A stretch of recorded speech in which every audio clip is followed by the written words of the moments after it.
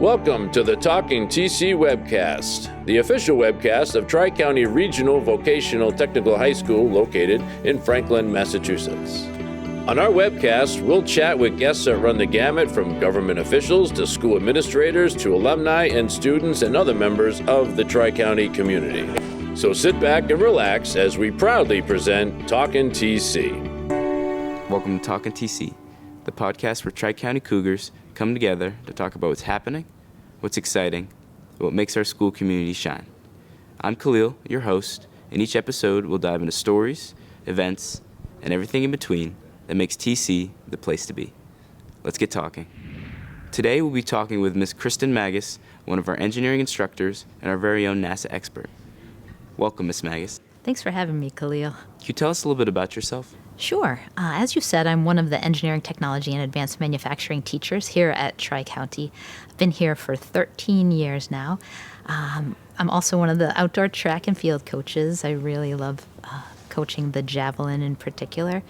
And I recently had the opportunity to be an analog astronaut on a NASA mission. So that was really wonderful, and I've been able to bring that back here to Tri-County. And I've been working with NASA with my students for the last 10 years. So I'm an engineering technology instructor and also an analog astronaut. What has been the biggest challenge as an engineering teacher? So the biggest challenge for me as an engineering teacher over the last decade, or more than a decade, is probably a few things. Picking just one is kind of difficult, but one of them is to keep up with all the advances in technology. As you know, technology is moving so fast, and it's our responsibility as engineering technology teachers to keep up with it and to try to keep our students current. And then the second thing is that engineering is such a broad field, and our students come in interested in all of those things. So to be able to make sure that all of our students are really engaged and excited and heading on the career path that's best for them, I really need to work to include all different types of engineering and really focus on each student. So that's a really big challenge. How long have you been working with NASA and Hunch? Yeah, so when I started here 13 years ago, we had been chosen as the first school in New England to participate in the Hunch program, which is high school students united with NASA to create hardware. And back at that time, we did one project for the whole year, and then we got to fly that project on the zero-gravity plane down at Ellington Field in Houston. And probably my second year, I took over the Hunch program here in our shop and got to take a project which was a zero-gravity scale. So it was a small device that was designed to measure the mass of an object in zero gravity. So here on Earth, you get on the scale in the bathroom and gravity's pulling you down. That's how the scale works. Up in space, that doesn't work. Yeah, so we designed a new scale, and we took it on the zero-gravity plane, which you may have heard of as the Vomit Comet.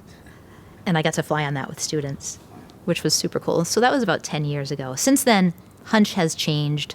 I've changed the way we do the program. Now every single student who comes through engineering as a junior participates in the Hunch program, and we make lots of different things. We design lots of different solutions to problems that are proposed to us by NASA at Johnson Space Center, which is the center for human spaceflight. So all the problems have to do with astronauts and humans actually going to space. So I've been involved over a decade, 12 years maybe, with the Hunch program, and we've gone to Johnson Space Center because we've been invited because our projects have been really good.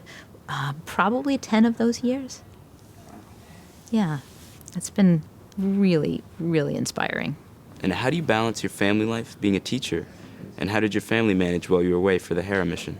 That's a really good question. So I'm lucky now. My kids are grown and out of the house, so I have a lot more time and flexibility, and that's what allowed me to go down to NASA to do the analog mission, which was 10 weeks. I was away for 10 weeks. When I started doing the NASA stuff and I did my zero-gravity flight, I was so inspired by what I saw there that I thought about applying to be an astronaut.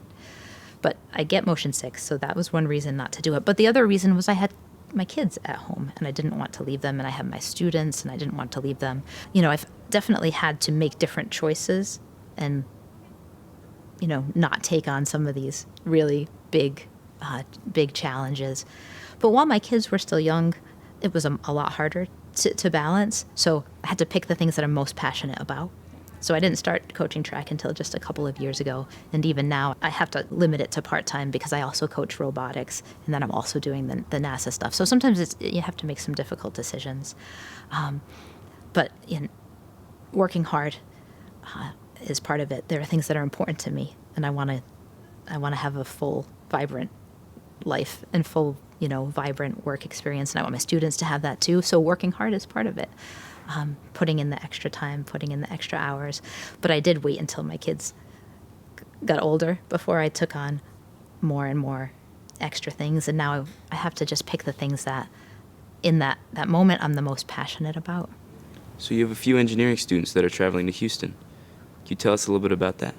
Yeah, so I've had the junior class working on either design and prototyping, health and biomed, or software projects for the Hunch program. And that's a year-long process. And they go through a preliminary design review, then a critical design review, where we went to New Jersey to present to NASA folks. And then from across the country, all of the students participating in the programs, they invite the best projects, the best solutions to go down to Houston. And so we had 4 teams that were selected as finalists. And that's 12 students. So we'll be flying down to Houston. We have a former student who is now a flight controller for the International Space Station. So he'll give us tours of mission control and the space vehicle mock-up facility. And then, as we talked a little bit about, I was there for 10 weeks participating in the Hera mission, simulated mission to Mars, and we'll also get to tour that facility. So the students will get to see where I was and meet those people. And then while the students are presenting, it's pretty much for certain that some astronauts will come through and talk to them. So they'll get to meet astronauts, get to go to mission control, and see the space vehicle mock-up facility where the astronauts train, maybe even see some astronauts training. They'll get to see where the analog missions are done, like what I did. It should be a wonderful time. We'll also definitely eat some barbecue and see some cowboy hats and cowboy boots. So You've already given us so many reasons for why and the shop engineering itself is such a great place here at Tri-County. So why should a student attend Tri-County? It's such a good question. I didn't go to a vocational school. When I started here, I didn't even know that engineering was something that you could learn in high school.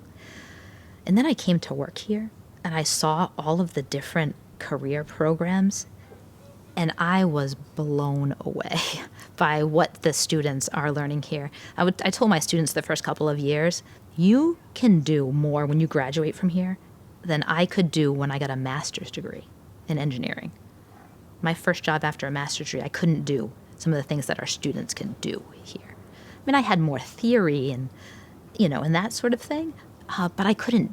They can do so many things that are job relevant as soon as they graduate, before graduation.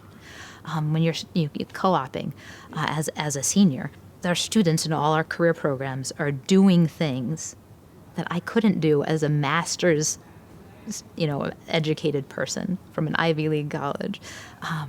So it's amazing in every single career area, the skills that the students are able to pick up, as well as all of the academics. You're still getting all your academics. And the academics are a little bit more focused on your own interests. They're like tied in with, what we do here in our career areas, our shops. I think it's just an unbelievable opportunity. We have so many parents come through who say, wow, I wish this was here when I was a high school student because I would have come. And I feel the same way. Like, wow, I wish this was here when I was a high school student because I would have known how to do so much more. I would have been ready to contribute so much earlier. And what advice would you give a current or future student of Tri-County? I guess I would say, and one of the things that I most want my students to have when they graduate is confidence and faith in themselves, trust in themselves to do hard things, to try hard things. So I think advice would be, trust yourself, have confidence in yourself, and try the hard thing. Don't be afraid of the hard thing. Do it. maybe you're going to fail. You probably will. In shop, I say fail early, fail often, because that's how you learn. That's how you grow. So have faith in yourself. Try the hard thing. Do the hard thing. And if you fail, it's okay. Try again and keep trying. So I think that's the number one piece of advice. Thank you so much for coming on the show, Ms. Magas. Thank you, Khalil, for having me. It's really been a pleasure. Thank you for watching this episode of Talkin' TC. A special thanks to Tri-County's staff, students, and faculty members who helped make today's webcast possible. Thanks for watching, and we'll see you next time on Talkin' TC. And remember, work hard, today counts.